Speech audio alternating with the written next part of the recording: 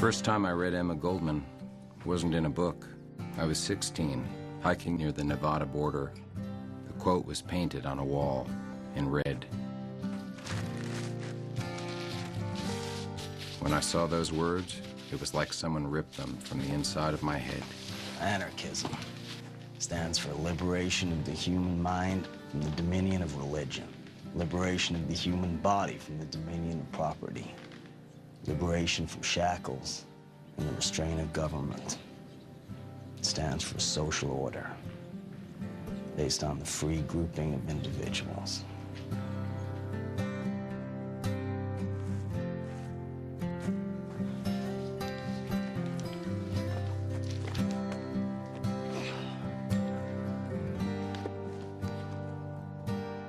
The concept was pure, simple, true.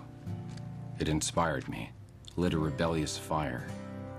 But ultimately, I learned the lesson that Goldman, Proudhon, and the others learned, that true freedom requires sacrifice and pain. Most human beings only think they want freedom.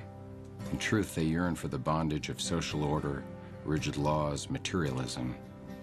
The only freedom man really wants is the freedom to be comfortable.